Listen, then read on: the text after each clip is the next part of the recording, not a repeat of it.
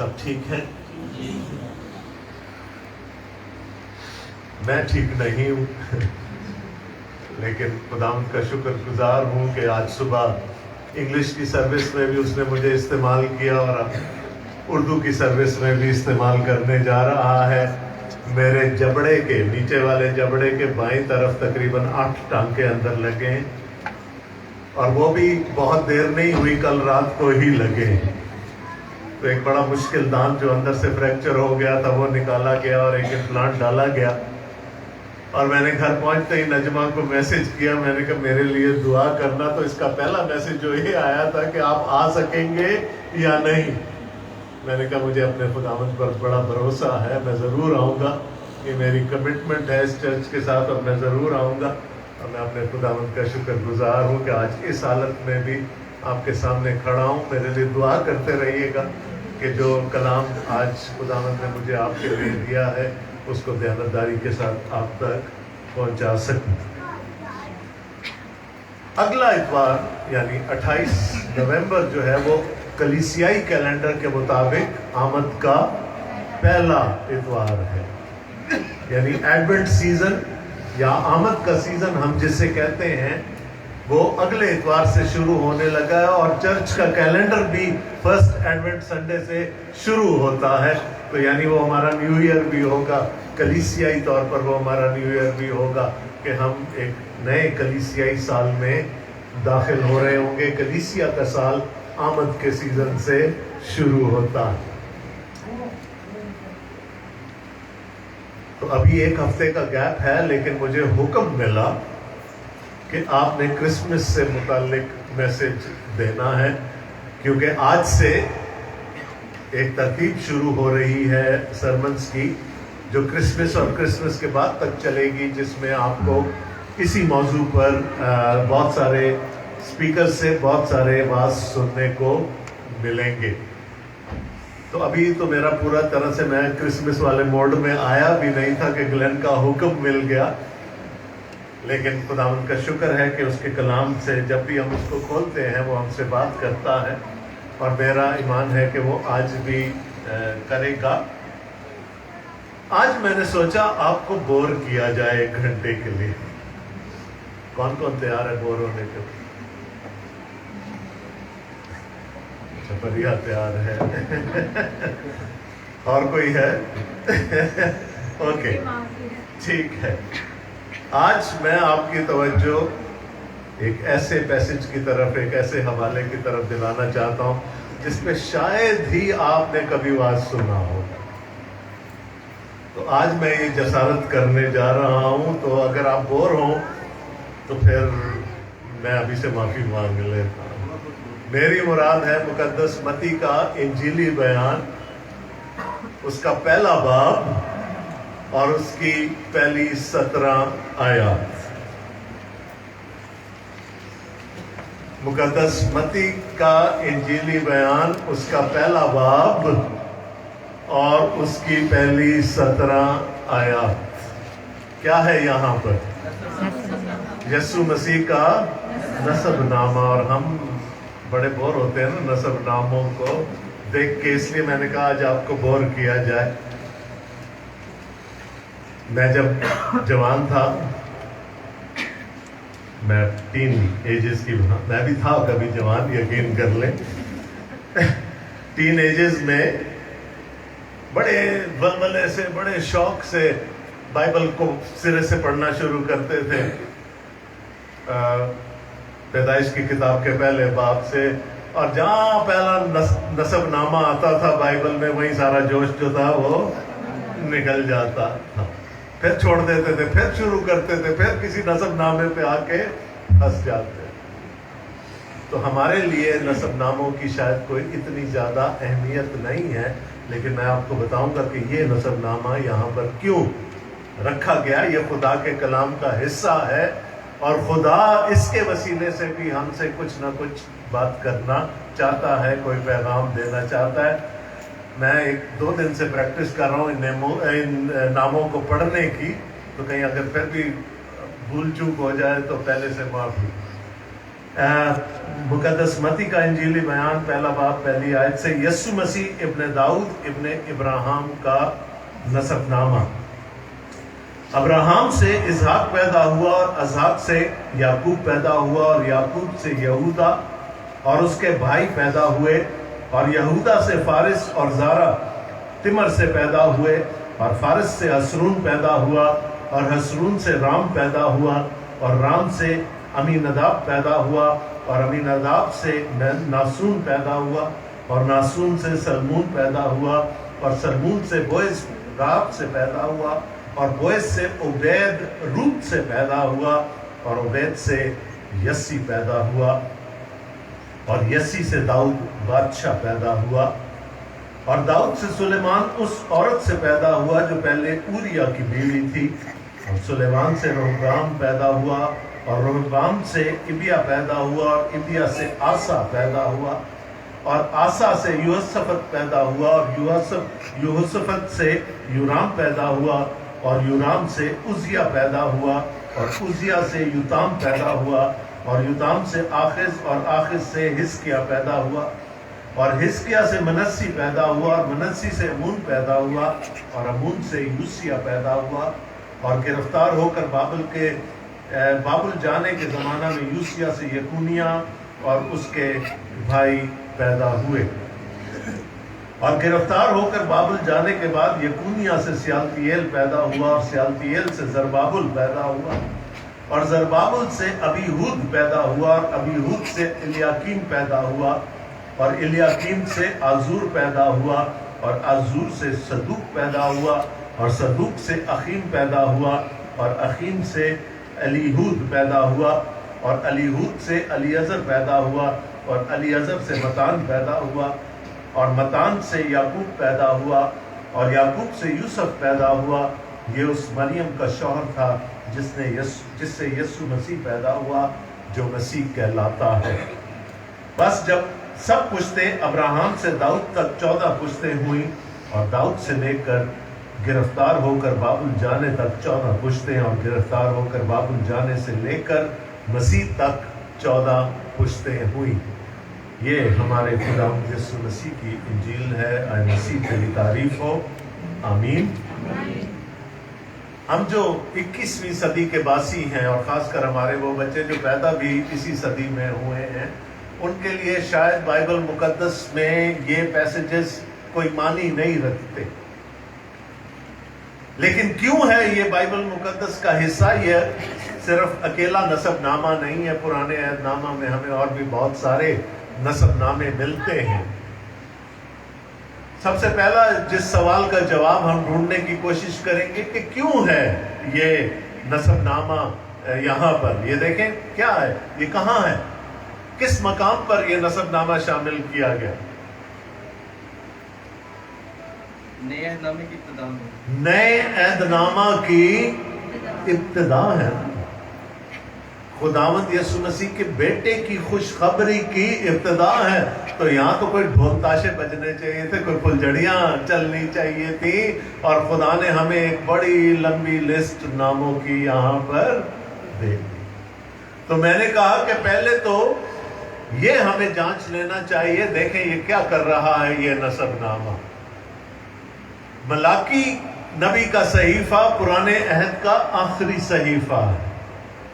उसके बाद तकरीबन 400 साल का इंटरटेस्टमेंटल पीरियड है, यानी दोनों अहूद के दरमियान, दोनों अहदों के दरमियान एक 400 साल का गैप है, जहां पर खुदा ने ना कोई कलाम किया, ना कोई नबी भेजा, चुप सादली। और इन सदियों को, 4 सदियों को हम तारीख सदियां कहते हैं, जहां पर खुदा अपने लोगों से मुखातिब नहीं हुआ।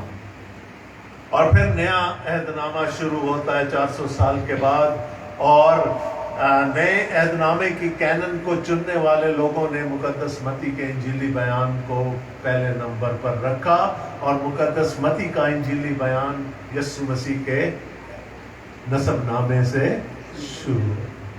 तो ये नसबनामा कनेक्ट कर रहा है पुराने अहदनामे को नए अहदनामे के साथ। मेरी बात समझ में आई? इसमें से ज्यादातर नाम जिन शख्सियात के हैं वो कहाँ थी? पुराने अहद में। तो ये क्या करता है, ये नसबनामा कनेक्ट कर देता है पुराने अहदनामे को 400 साल के बाद, खामोशी के बाद, नए अहदनामे के साथ के कोई नई चीज नहीं आई। ये कंटिन्यूएशन है, ये तसलसल है पुराने अहदनामा का। और जो मेरे बहन भाई ये समझते हैं कि अब हमें पुराने अहदनामा की जरूरत नहीं, तो मुकद्दस मत्ती का इंजीली बयान अपने शुरू में ही इस बात की तरदीद कर देता। आप समझ नहीं सकते नए अहदनामा को पुराने अहदनामा के। मैं अपने बच्चों से हमेशा ये कहा करता हूं कि अगर एक किताब, एक कहानी निकाल दी जाए पुराने अहदनामा में से, और वो है खरूज की किताब, तो आपको मसीह के वसीला से आई हुई नजात समझ में नहीं आएगी। खरूज की किताब हमारी नजात का पैराडाइम है, नमूना है। अगर हम उसको समझते हैं तो हम मसीह को और उसकी नजात को बेहतर तौर पर समझ सकेंगे।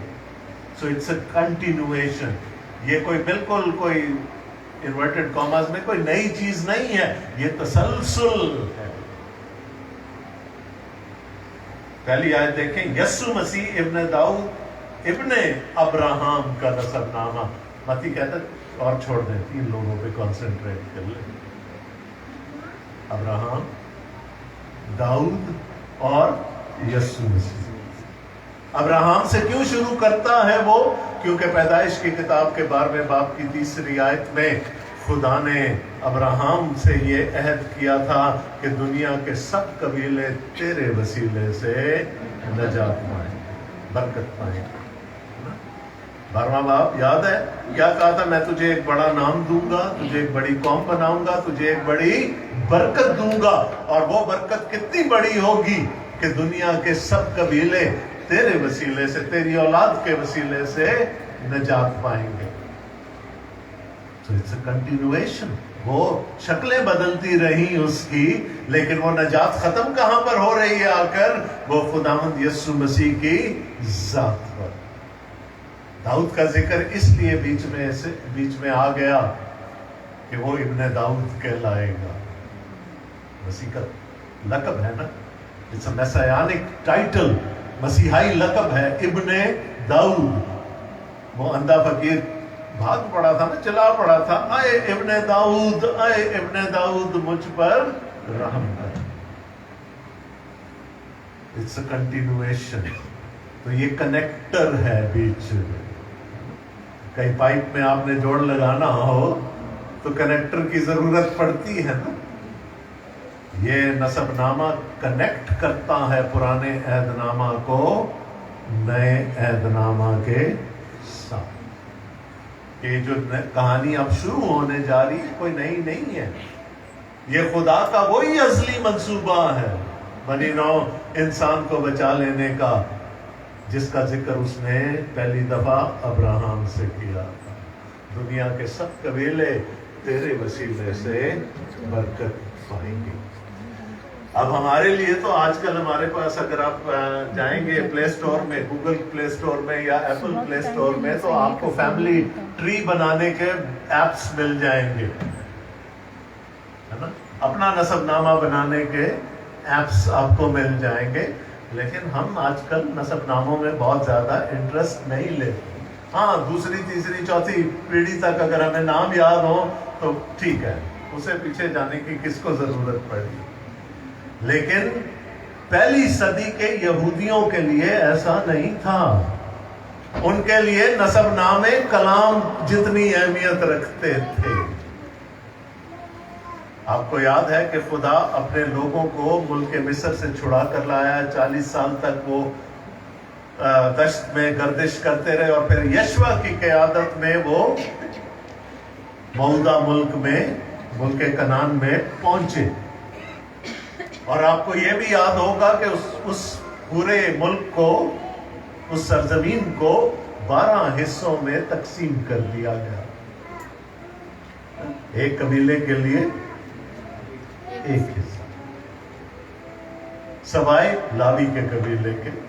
یوسف کے دونوں بیٹوں کو مل گئی تھی وراثت، لیکن لاوی کو نہیں دی. خداوند نے یہ کہہ کر کہ میں خود تمہاری وراثت ہوں، میراث.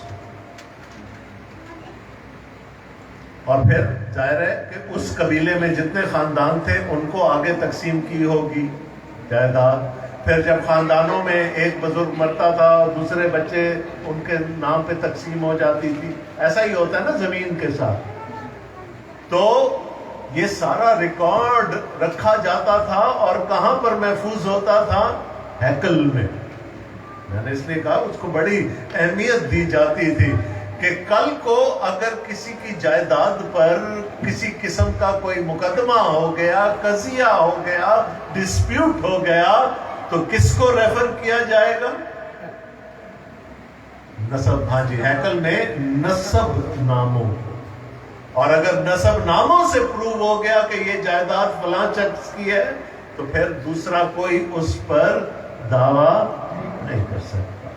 اس لیے نہ صرف وہ اپنے نسب نامے لکھتے تھے بلکہ ان کو زبانی یاد رکھا کرتے تھے کہ کس سے کون پیدا ہوا، تاکہ اگر کل کو کوئی جھگڑا، کوئی قضیہ پیدا ہو جائے تو اس کا حل نکالا جا سکے. یہ تو ہو گئی عام لوگوں کی بات. آپ کو یہ بھی معلوم ہے کہ کاہن بنی ہارون تھے. جتنے بھی کاہن تھے وہ ایک ہی خاندان سے تھے. یعنی کس کے خاندان سے؟ ہارون کے خاندان سے. موسیٰ کا بھائی ہارون.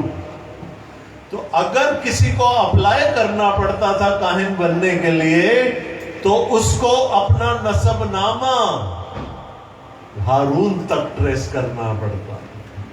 اس کو دکھانا پڑتا تھا کہ یہ جی یہ خاندانوں میں سے ہو کے میرا تعلق ہارون سے ہے.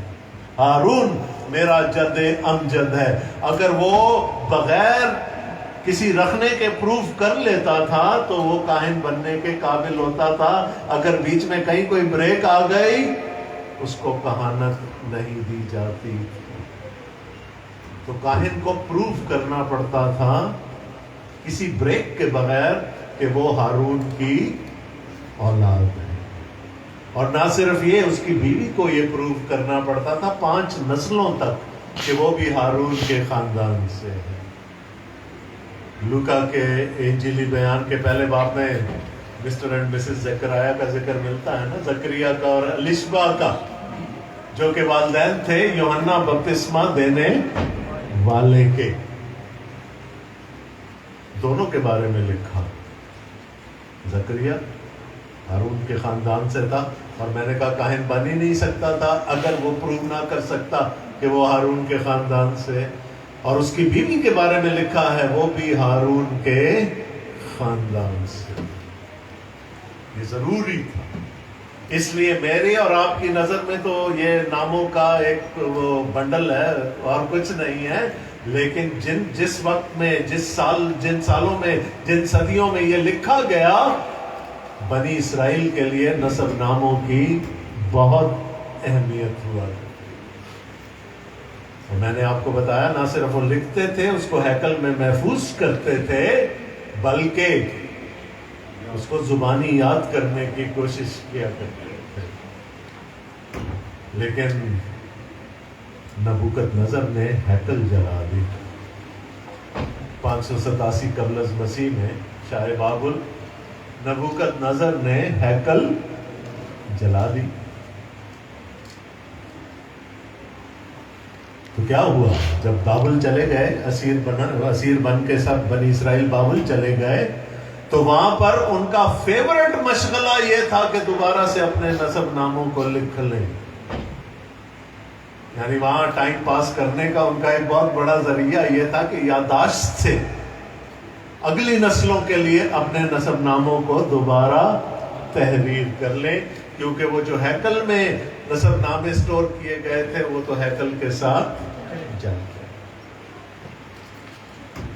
لہذا ان لوگوں کے لیے نسب ناموں کی بہت زیادہ اہمیت ہوا کرتی تھی. آج بھی کم از کم آپ اپنے خاندان کا فیملی ٹری تو بنواتے ہیں نا، نادرا سے، ہے نا. वो क्या होता है, फैमिली रजिस्ट्रेशन सर्टिफिकेट, FRC। तो एक कम से कम एक नस्ल तक तो हमारे रिकॉर्ड मौजूद है हुकूमत पाकिस्तान के पास। लेकिन मैं अपने वालिदैन की उसमें भी हूँगा, FRC में, ठीक है। इस तरह से सिलसिला, जहाँ वो खैर जब से नादरा ने रिकॉर्ड इकट्ठा करना शुरू किया तब से। और जाहिर है आज भी कोई डिस्प्यूट होता है तो उसी को हतमी सबूत माना जाता है। तो नसबनामे इसलिए अहम थे। अब अगर 17वीं आयत आप देखें तो वो कहता है, बस सब पुश्तें अब्राहम से दाऊद तक 14 पुश्तें हुई। मेरा आपसे सवाल है कि 14 थी? 14 थी? नहीं। ये हम पर इल्जाम भी लगाया जाता है कि मती ने डेटा में टेम्परिंग कर दी, डेटा को चेंज कर दिया। 14 नहीं थी पुश्तें, ज्यादा थी। क्या दाऊद से लेकर बाबुल की असीरी तक, इसमें बड़े ऐसे नाम हैं जो मुझे याद हैं जो इसमें नहीं है। दाऊद से लेकर बाबुल की असीरी तक लिखा है 14 पुश्तें हुई। क्या हुई? नो, ज्यादा थी। और इसी तरह से बाबुल की असीरी से लेकर खुदावंद यीशु मसीह के इस दुनिया में आने तक लिखा है 14 पुश्तें हुई। क्या 14 थी? नो, ज्यादा। तो फिर मती ने क्यों डेटा निकाल दिया बीच में से? देखिए, मैंने आपको कहा था कि यहूदियों का एक ये भी क्रेज था कि नसब नामों को याद कर लें, ठीक है। तो याद करने के लिए उनको वो कोई ना कोई स्ट्रक्चर दे लेते थे। तो मती ने ये कोशिश की कि हम खुदावंद यीशु मसीह के नसब नामे को याद कर लें। तो उसने उसको 3 हिस्सों में, 14 के 3 हिस्सों में हमारे लिए बांट दिया। कोई गैर अहम नामों को उसने बीच में से निकाल दिया। लेकिन ये कोशिश किस लिए हुई? ताकि उसको आसानी से याद किया जा सके, मेमोराइज किया जा सके, हिफ्ज किया जा सके। ये इसलिए नहीं था कि वो हमें पूरा डेटा नहीं दिखाना। उसने तो कह दिया मुझे और किसी चीज से गरज नहीं है, 3 नाम है, याद कर लो बस। बीच में क्या हुआ? हाँ, ये खुशखती के लिए जरूरी। वो 3 नाम क्या हैं? अब्राहम, दाऊद और खुदावंद यीशु मसीह। और बीच में 14 का अदद पूरा करने के लिए वो एक वाक़े को भी बीच में शामिल कर लेता है, बाबुल की असीरी। तो ये सिर्फ उसको एक स्ट्रक्चर देने के लिए था, for making it easier to remember and to memorise. ये इसलिए नहीं था कि वो हमें कोई डिटेल्ड अकाउंट देना चाहता है। लूका ने कोशिश की। लूका के अगर नसबनामे को आप देखेंगे, खुदावंद यीशु मसीह का नसबनामा जो लूका ने लिखा वो इससे बहुत ज्यादा डिटेल में है। वो अब्राहम पे भी नहीं रुकता, वो आदम तक, और फिर आदम से खुदा तक जाता। तो ये सिर्फ एक कोशिश थी ताकि उसको आसान बना दिया जाए, याद रखना उसको आसान बना दिया जाए। 14 से कई ज्यादा पुश्तें हुई, यानी यहाँ पर जो 42 पुश्तों का जिक्र है उसे कहीं ज्यादा हुई होंगी। So it was only an effort to make it easier. अच्छा जी, तो ये कोई टेम्परिंग नहीं की गई डेटा के साथ। अगर हमें चाहिए होंगे वो नाम तो कहीं ना कहीं से मिल भी जाएंगे शायद, लेकिन उनकी हमें जरूरत नहीं। अच्छा, एक चीज जो मैं आपको बताना चाहता हूं नसबनामों के हवाले, सिर्फ इस नसबनामे के लिए नहीं, और भी जो नसब, ओहो बहुत सीरियस, ज्यादा ही बोर कर दिया मुझे लगता है, सीरियस हो गया ऐसा। थोड़ा सा मुझे भी हौसला रहता कि मेरी बात समझ आ रही है कि नहीं यार। अच्छा जी, अभी मेरे साथ हैं जी। शकील भाई हैं जी। अच्छा, ओके, कहाँ थे आप? सॉरी। एक खास बात, نسب ناموں پہ تو تھے ہم نے کہا کہ 14 کے جو 3 سیکشنز بنائے وہ اس کو آسان بنانے. ہاں میں آپ کو ٹپس دے رہا تھا. جب بھی کبھی کسی نسب نامے کو اسٹڈی کر رہے ہوں آپ تو تسلسل نہ دیکھیں, کنٹینیوٹی نہ دیکھیں, ڈسکنٹینیوٹی دیکھیں.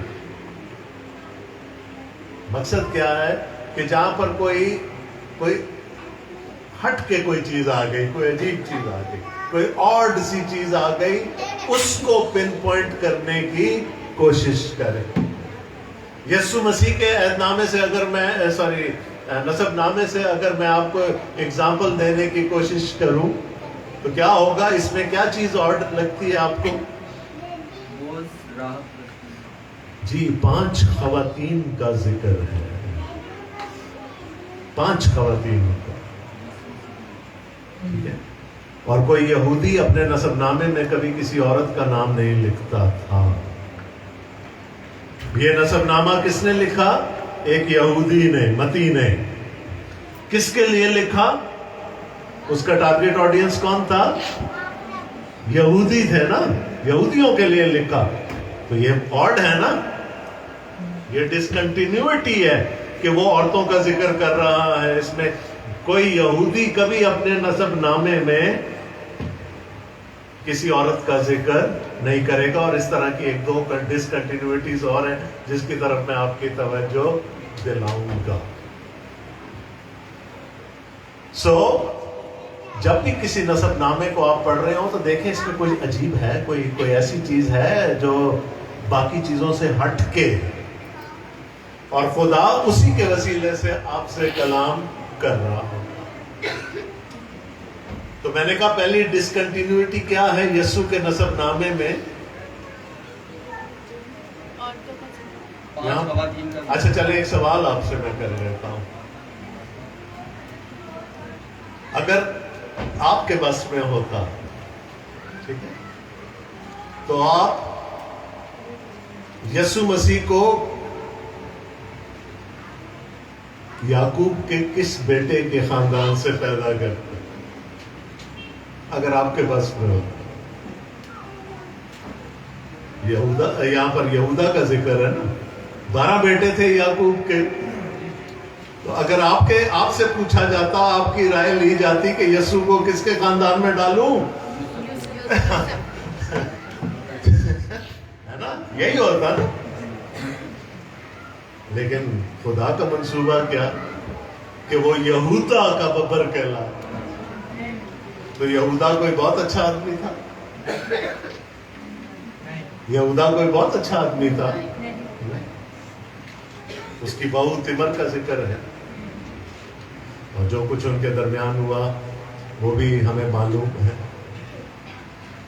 راہب کا ذکر ہے, داؤد کا ذکر ہے, بتسبہ کا ذکر ہے. اس دنیا میں جب کسی کا نسب نامہ لکھا جاتا ہے, کوئی بھی بڑی شخصیت ہو, اور آپ سمجھ جائیں گے میں کیا کہنا چاہ رہا ہوں, کوئی بھی بڑی شخصیت ہو, کوئی ریفارمر ہو, کوئی بہت بڑا انسان ہو, جب اس کا نسب نامہ لکھا جاتا ہے تو نسب ناموں کو صاف کیا جاتا ہے نا, یہ بتانے کے لیے کہ یہ دیکھیں جی باپ کی طرف سے بھی اس کے پورے خاندان میں کوئی ڈیفیکٹ نہیں تھا, اور ماں کی طرف سے بھی اس کے پورے خاندان میں کوئی ڈیفیکٹ نہیں تھا. یہ نجیب الطرفین ہے. ہوتا ہے کہ نہیں ہوتا؟ کلین کر دیا جاتا ہے نا نسب ناموں کو, یہ پروو کرنے کے لیے کہ یہ بندہ بڑا اچھا. اس کے تو فور فادرز بھی سب بڑے نیک, بڑے صالح, بڑے راست باز تھے. یہ دنیا کی واحد کتاب ہے جو کہ ابن خدا کی نسب نامے میں ان لوگوں کا ذکر کر رہی ہے جن کا کیریکٹر تھوڑا سا ہلا ہوا تھا. ٹھیک ہے, اور یہ ہے اس کتاب کی صداقت کی دلیل. یہ نہیں کہ متی نے کیوں پشتیں کم کر دی, وہ نہیں ہے, اس کی ضرورت نہیں تھی. اس کتاب کی صداقت کی دلیل یہ ہے کہ ان لوگوں کا نام بھی यस्सु के नसब नामे में आ गया जो किसी बड़े अच्छे कैरेक्टर के हामिल नहीं। अगर इंसानी तौर पर ये बनाया जा रहा होता तो फिर हम कोशिश करते ना, निकालो यार, ये यहूदा को भी बीच में से निकालो, तिमर को भी निकालो, इन सब को निकालो। और मती को क्या पड़ी थी औरतों का नाम रखने की, जरूरत भी नहीं। कोई यहूदी तो औरतों को शामिल करता ही नहीं नसब नाम हो। लेकिन कुर्बान जाऊं अपने खुदा के और अपने खुदामंद के और उसके इस कलाम कि जो कोई चीज ढकी छुपी नहीं रखता। अगर बुराई है तो बुराई को बुराई कहने से नहीं चूकता। ये सदाकत है इस कलाम में। 5 खवातीन का मैंने कल जिक्र मिलता है और सबसे पहले किस खातून का जिक्र आता है नसबनामे में? तिमर का। कहानी याद होगी आपको। यहूदा पहलौठा नहीं है। याकूब का पहलौठा तो रूबन था, ये पहलौठा नहीं है और नाफरमान है अपने माँ बाप का, जाकर कनानी औरतों से शादियां कर ली। खुदा ने क्या हुक्म दिया था अब्राहम के वसीले से कि मेरे बेटे के लिए कनानियों में से कोई खातून ना लेना, चाहे वो कमारा रह जाए। तो ये कानून बन गया ना खानदान के लिए। लेकिन इसने क्या किया? ईसाऊ की तरह जाकर कनानी हत्ती औरतों से शादियां कर ली, एक से भी नहीं, ज्यादा से। बेटे हुए, बहू भी कनानियों में से ले आया। तिमर पहला बेटा मर गया बगैर किसी औलाद के। बाइबल के कानून के मुताबिक दूसरे भाई को हक अदा करना था। उसने शादी तो कर ली अपनी भाभी से, लेकिन उसने एक ऐसा अमल किया कि बच्चा ना हो। ठीक है, वो भी मर गया, अब औलाद नहीं है। छोटा जो तीसरा बेटा है वो अभी उम्र में छोटा है, माइनर में है, शादी के उम्र तक अभी नहीं पहुंचा। यहूदा ने वादा कर लिया अपनी बहू से कि मैं तुझे ब्याह दूंगा, जब ये बड़ा हो जाएगा ब्याह दूंगा। लेकिन दिल में उसने सोचा कि मैं ऐसा कभी नहीं करूंगा, ये तो पहले मेरे 2 बेटे खा गई। यही कहते हैं ससुराल वाले, यही कहते हैं ना, ऐसी जुबान इस्तेमाल होती।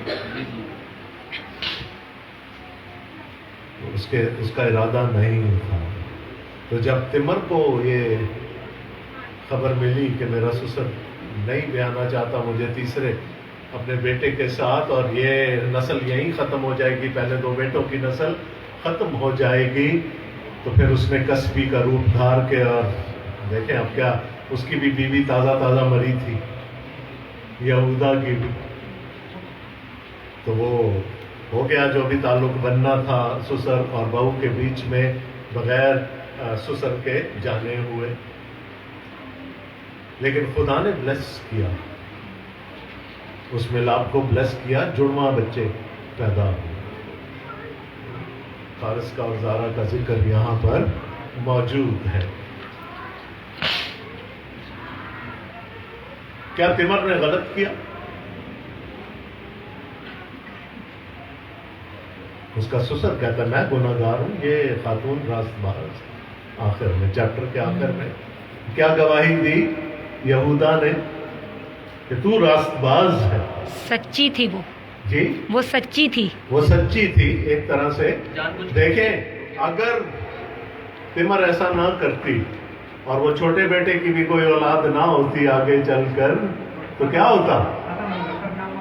नसबनामा खुदावंद यीशु मसीह का वहीं पर रुक जाता। जहां तिमर ने चीजों को अपने हाथ में लिया, चाहे उसको इन चीजों का नहीं पता होगा, लेकिन उसके वसीले से खुदा का मकसद आगे बढ़ा। काम गलत है, उसको हम सही नहीं कह सकते, लेकिन उसमें खुदा का एक मकसद पूरा हो गया कि वो नस्ल आगे चल पड़े। तो अगर मैं लिख रहा होता तो मैं इस वाक्य को निकाल देता बाइबल से। जी ठीक है। اب آئیے دوسری اگلی خاتون کی طرف، راحت کی طرف. وہ تو خدا کا کلام ہمیں بتاتا اس کا پیشہ کیا تھا، کوئی بتانے کی ضرورت نہیں. تیسری خاتون روت ہے. نہیں میں بیچ میں کسی کو چھوڑتا نہیں ہوں. نمبر 2 پہ روت ہے. نہیں روت تو بعد میں آئے گی، تمر کے بعد راحت اور پھر اس کے بعد روت آئے گی. ٹھیک ہے جی. روت کے بارے میں کوئی نیگیٹو چیز ہمارے پاس نہیں ہے، لیکن وہ موابی تھی، وہ غیر قوم سے تھی، موابی تھی، اور بنی اسرائیل کا، خدا کے لوگوں کا اور موابیوں کا آپس میں اٹ کتے کا ویر تھا. تو یہ دیکھیں کہ ایک موابی خاتون، دشمن کی طرف سے آئی ہوئی ایک عورت خدا کے بیٹے کے نسب نامہ میں شامل ہو گئی. ہم ایسا کرتے ہرگز نہیں. اس کے بعد کس کا ذکر ہے؟ اس کا تو نام بھی متی نہیں لیتا. اوریا کی بیوی. سوچ لیں کہ اس کو کس نظر سے دیکھا جاتا ہوگا. بتسبا کہہ سکتا تھا نا، وہ نہیں کہا، اوریا کی بیوی کہہ دی. اور اس کے وسیلے سے داؤد کی سارے کریکٹر پر بھی پانی پھیر گیا.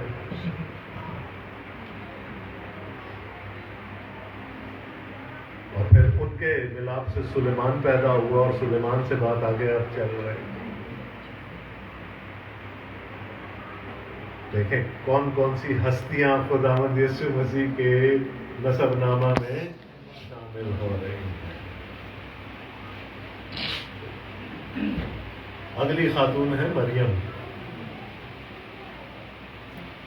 کیا سوچتے ہوں گے گلیل کے لوگ اس وقت مریم کے بارے میں؟ آج میں اور آپ تو اس کو خداوند کی، اپنے یسوع کی ماں کے طور پر اس کی عزت اور تقریب کرتے ہیں نا. اس زمانے میں ناصرت کے لوگوں نے کیا سوچا ہوگا اس کے بارے میں، اس کے سسرال والوں نے اس کے بارے میں کیا سوچا ہوگا. اس کے بعد آنے والے زمانوں میں ایون آج تک اس کے بارے میں کافی نیگیٹو خیالات ہیں. ایک کنواری کا اپنے ماں باپ کے گھر میں بیٹھے بیٹھے حاملہ ہو جانا، کیا یہ بات ہمارے معاشروں میں ہضم ہو سکتی ہے؟ کیا ہونا چاہیے تھا اس کے ساتھ؟ سنسار. اور پہلا پتھر کس کو مارنے کے لیے کہا جاتا؟ کوئی گناہ نہ ہو. شوہر کو بلایا جاتا، تیرا گناہ کیا ہے اس نے.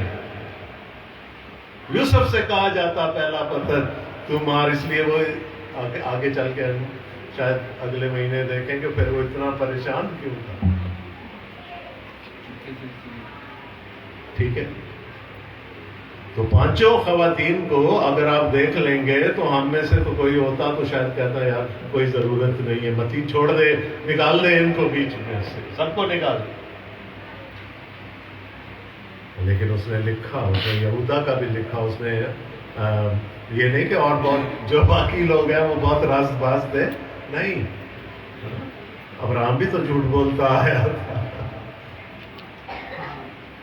تو آپ یہ دیکھیے گا کہ ان 5 خواتین کا ذکر وہ یا چھپا کر نہیں کر رہا، بالکل کلیئرلی بتا رہا ہے کہ یہ خواتین بھی خداوند یسوع مسیح کے نسب نامہ میں شامل ہو گئے. دس از دی آئیڈینٹی. یہ غیر، یعنی آپ سمجھ لیں کہ یہ چیز عجیب ہے اس نسب نامے میں، اور نسب ناموں میں عورتوں کا ذکر نہیں کیا جاتا. آخر میں آئیے 15ویں آیت میں.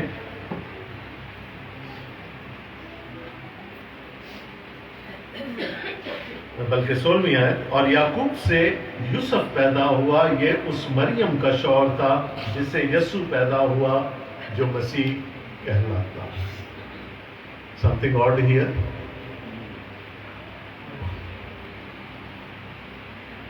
کچھ اور نظر آیا آپ کو یہاں اس آیت میں؟ मरियम का शोहर जिससे यीशु पैदा हुआ। जी, होना क्या चाहिए था, और याकूब से यूसुफ पैदा हुआ और यूसुफ से यीशु मसीह पैदा हुआ। नॉर्मल तो इस तरीके से लिखा जाना चाहिए था, और हाँ हाशियों में ब्रैकेट्स में कहीं कोई चाहे, लेकिन वो क्या कह रहा है, मती क्या कह रहा है, याकूब से यूसुफ पैदा हुआ। एक यूसुफ बिन याकूब पिछले ऐदनामा में भी तो है ना, याकूब का बेटा यूसुफ, जो बहुत मशहूर है, इस यूसुफ से कहीं ज्यादा मशहूर है। तो होना क्या चाहिए था, याकूब से यूसुफ पैदा हुआ और यूसुफ से यीशु मसीह पैदा हुआ, लेकिन क्या क्या लिखा गया, ये उस मरियम का शौहर था जिससे यीशु पैदा हुआ जो मसीह है। यानी मती ने देर नहीं लगाई एक्सप्लेन करने, पहले बाप की 16वीं आयत में बता दिया कि वो यूसुफ का बेटा, वो खुदा का बेटा। यूसुफ उसका कानूनी बाप है। So this is a legal genealogy of Jesus Christ. ये खुदावंद यीशु मसीह का कानूनी नसब नाम है। असल तो वो बताता है ना, मरकस एक ही लाइन में क्या कहता है, पहला बाप पहली आयत, यीशु मसीह इब्ने खुदा की खुशखबरी का शुरू, गाली पोक दे ठीक है, वो देर ही नहीं लगाता। यीशु मसीह इब्ने खुदा की खुशखबरी का शुरू, ये कानूनी है। आज जब हमारे यहाँ बच्चे की विलादत होती है तो पहले तो अस्पताल से बर्थ सर्टिफिकेट लेना पड़ता है, फिर यूनियन काउंसिल में जाना पड़ता है, उसके बाद नादरा के दफ्तर जाना पड़ता है बेफाम बनाने के लिए, और यहाँ सब जगह एक कॉलम होता है जिसका पुर किया जाना बहुत जरूरी है, और उस पर क्या लिखा होता है, वल्दियत या वालिद का नाम। तो अगर वालिद का नाम नहीं डाला जाएगा तो क्या होगा, ना अस्पताल का सर्टिफिकेट बनेगा, ना यूसी का, ना बेफाम बनेगा उस बच्चे का। अब नादरा ने शायद ये कानून पास हुआ है या होने वाला है कि अगर किसी की वल्दियत नहीं मालूम तो फिर उस केस में क्या किया जा सके। जैसे ईदी के पास बहुत सारे बच्चे हैं इस तरह से, और अब वो कानून बन रहा है या बन चुका है कि उनको किस तरह से ट्रीट करना। लेकिन अगर वल्दियत का कॉलम नहीं भरा जाएगा तो इसका मतलब क्या है, गाड़ी रुक जाएगी, आगे नहीं बढ़ेगी। तो इससे पहले कि उसका बेटा इस दुनिया में आता, उसने इंतजाम कर दिया कि बेफाम बन जाए। उसने एक लीगल फादर, एक कानूनी बाप यीशु को मुहैया कर दिया, और वो कौन था, यूसुफ बिन याकूब। ये यीशु मसीह का कानूनी नसब नाम, ठीक है, इसको हमेशा इसी नजर से देखिएगा।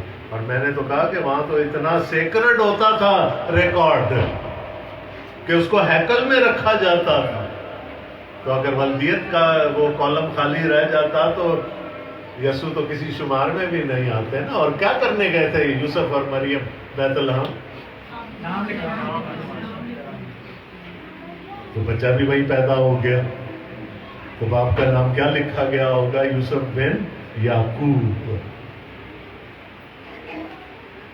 So this is a legal genealogy, legal bloodline of Jesus Christ. लूका हमें मरियम की तरफ से खुदावंद यीशु मसीह का नसबनामा देता है, लेकिन मरियम का नाम नहीं लिखता क्योंकि उस जमाने में लिखा नहीं जाता।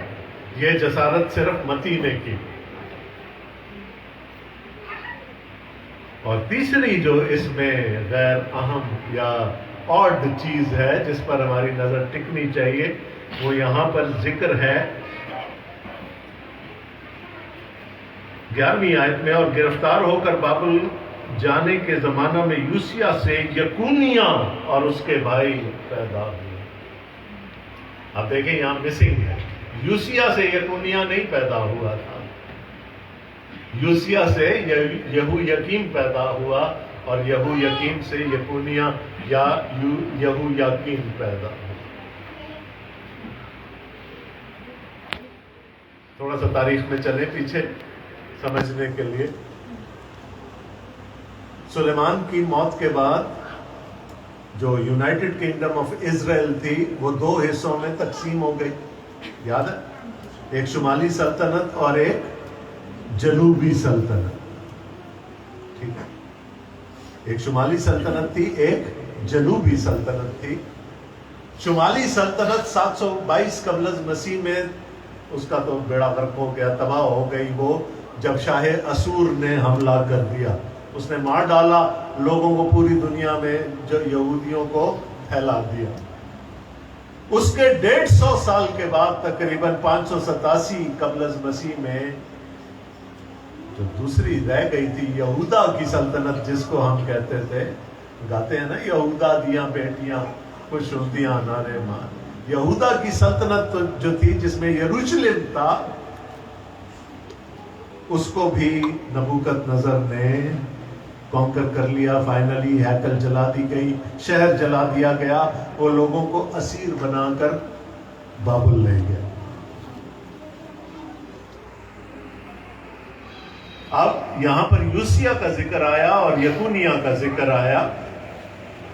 यूसिया बहुत अच्छा बादशाह था, उसने खुदावंद के कलाम को आम किया, उसने रस्में जो खत्म हो चुकी थी उनको शुरू किया। Josiah was Josiah was a very good king, लेकिन उसके बाद उसका एक बेटा यहू यकीम जेहोयाकिम बादशाह बन गया, जो कि बिल्कुल अपने बाप के बरअक्स था। उसकी जिंदगी में बड़े गुनाह थे, लेकिन एक जो बहुत बड़ा गुनाह उसने किया वो खुदा के कलाम में मेंशन है।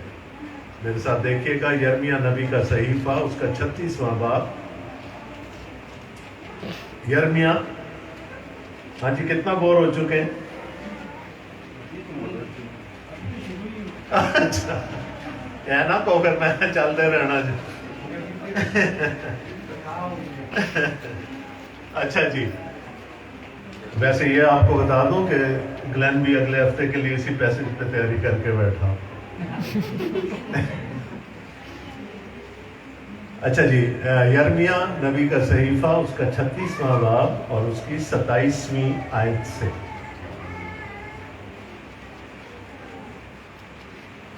यिर्मयाह 36 बाब 27वीं आयत से। और जब बादशाह कुमार और उन बातों को जो बारूक ने यिर्मयाह की जुबानी लिखे थी जला चुका, तो खुदावंद का ये कलाम यिर्मयाह पर नाजिल हुआ। खुदा ने यहू यकीम के लिए, जो उस वक्त यहूदा का बादशाह है, एक पैगाम यिर्मयाह को दिया। यिर्मयाह ने बारूक से उसको लिखवा लिया, लेकिन जब वो बादशाह के सामने सुनाया गया तो बादशाह ने खुदा के कलाम का वो तुमार जला दिया। उसका सबसे बड़ा गुनाह यह था कि उसने खुदा के कलाम की बेहुरमती की, उसको जला दिया। तो फिर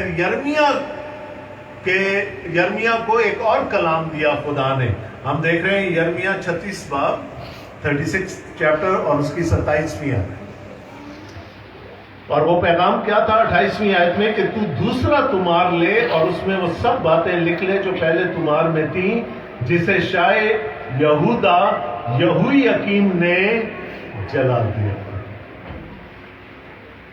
और शाह यहूदा यहू यकीम से कहे कि खुदावंद यूं फरमाता है कि तूने तुमार को जला दिया, और कहा है कि तूने इसमें यूं क्यों लिखा कि शाह बाबुल यकीनन आएगा और इस मुल्क को गारत करेगा और ना इसमें इंसान बाकी छोड़ेगा ना हैवान। तो खुदा का कलाम क्या था कि अब तुम्हारी तबाही के दिन नजदीक आ रहे, शाह बाबुल आने वाला है, सब कुछ मलिया मेट हो जाएगा।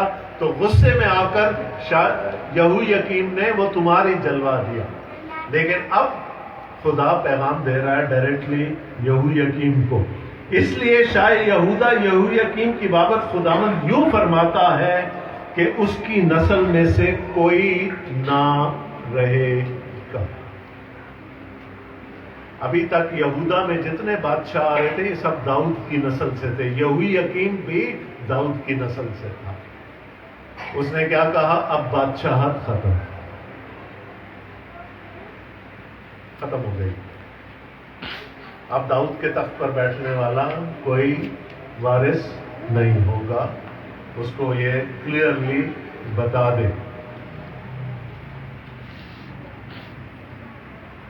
اس کی نسل میں سے کوئی نہ رہے گا جو داؤد کے تخت پر بیٹھے گا، اور اس کی لاش پھینکی جائے گی تاکہ وہ دن کو گرمی میں اور رات کو پالے میں پڑی رہے. یعنی وہ تو مار ڈالا جائے گا اور اس کی کوئی اولاد نہیں بچے گی جو داؤد کے تخت پر. اب داؤد کا تخت تو ویسے ہی ختم ہو گیا، یہودا کی سلطنت بھی ختم ہو گئی، لیکن یہویاکیم کو خداوند نے کیا کہا؟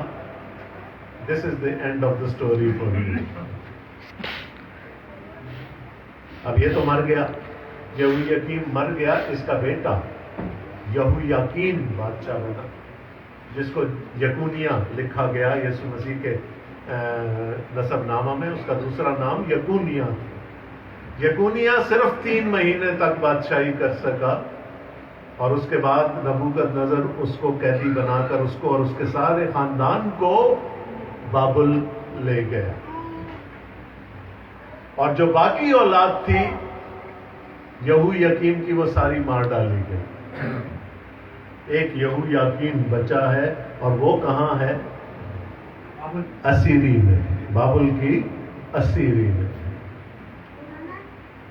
اور اس کی بھی کوئی اولاد نہیں تھی، یا اس کی اولاد کو بھی مار ڈالا گیا. تو لوگوں نے دیکھا کہ اگر اس کی کوئی اولاد نہ بچی تو پھر تو داؤد کی نسل ختم ہو گئی. یہاں آ کر کون اس کی نسل کو آگے چلائے گا؟ تو یہودی روایات کے مطابق بزرگ جو تھے، بنی اسرائیل کے بزرگ، وہ یکونیا کی ماں کے پاس گئے اور اس سے کہا کہ تو بادشاہ سے درخواست کر کہ یکونیا کو اپنی بیوی کے پاس جانے دے تاکہ اس کی کوئی اولاد ہو. بادشاہ نے اجازت دے دی. 1 مہینے گیا اپنی بیوی کے پاس، کچھ نہیں ہوا.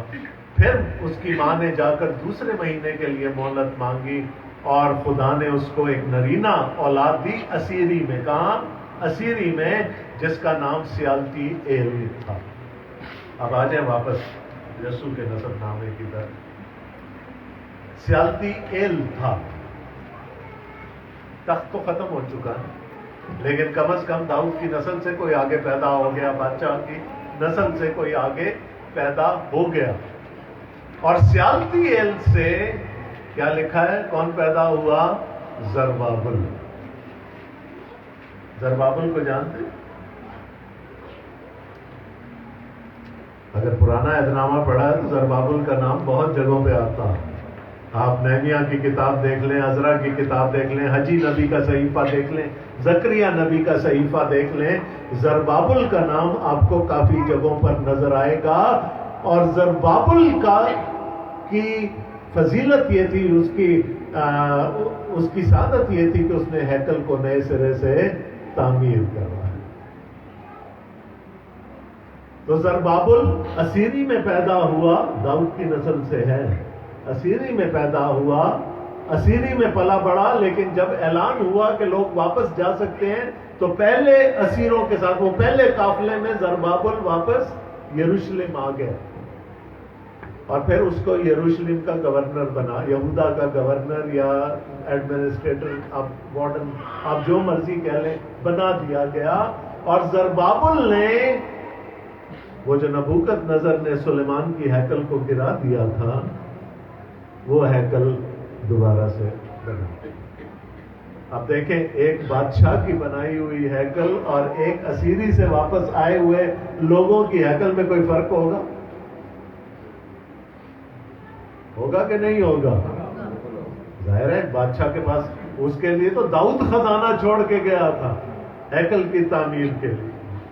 اور نہایت خوبصورت بلڈنگ تھی، لیکن یہ تو بیچارے وہ ان لوگوں نے بنائی جو کہ اب یہ سیری سے واپس آئے، تو کوئی مقابلہ نہیں۔ لیکن اس سے بھی ایک بہت بڑا فرق ہے دونوں ہیکلوں میں، کون بتائے گا؟ سلیمان کی ہیکل میں اور زربابل کی ہیکل میں ایک اور بہت بڑا فرق۔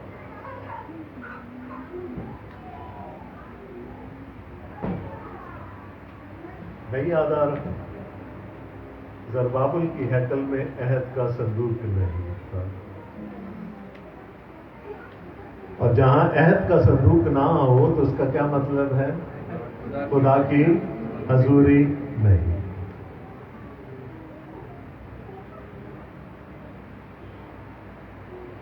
اور خدا حجی نبی کے صحیفے کے دوسرے باب میں سوال کرتا ہے، تم میں سے کتنے ہیں جنہوں نے سلیمان کی ہیکل کو دیکھا؟ ظاہر وہ روتے ہوں گے دیکھ کے، یہ کیا ہے، وہ کیا تھا اور یہ کیا ہے۔ لیکن خدا نے کیا تسلی دی؟ اے زربابل تو اپنا دل چھوٹا نہ کر، میں خود آ جاؤں گا، میں خود آؤں گا اپنی ہیکل۔ اور پھر ملاکی نبی نے پیش گوئی کی کہ خداوند ناگہاں اپنی ہیکل میں آ موجود ہو۔ وعدہ کیا تھا؟ میں زربابل تیری ہیکل میں آؤں گا۔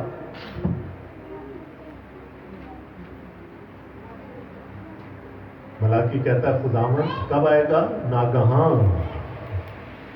اور پھر آ گیا وہ ناگہاں، 40 دن کا ہے، ناگہاں اپنی ہیکل میں آ گیا۔ کسی نے نہیں پہچانا سوائے شمعون کے۔ میری آنکھوں نے تیری نجات، کہ تیری حضوری واپس آ گئی تیری ہیکل میں، میری آنکھوں نے تیری نجات دیکھی۔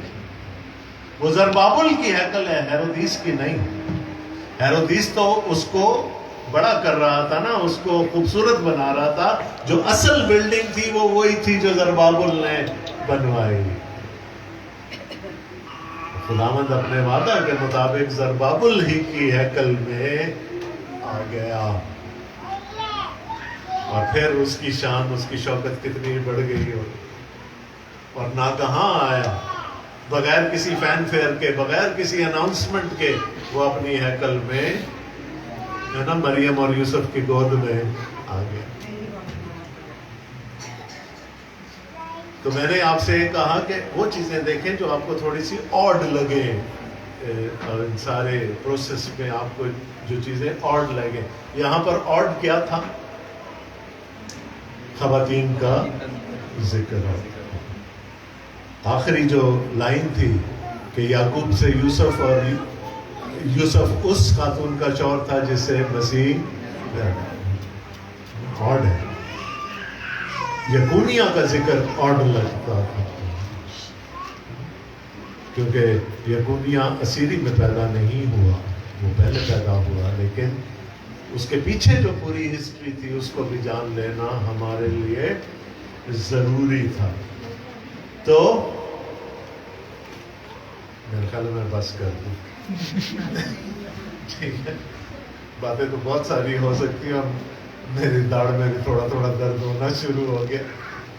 تو خداوند نے چاہا تو جب میں دسمبر کے تیسرے اتوار میں آؤں گا تو کہانی کو پھر ہم اسی سے آگے لے کر چلیں گے۔ آج کے لیے اتنی بوریت کافی، ٹھیک ہے جی؟ خداوند آپ سب کو بڑی برکت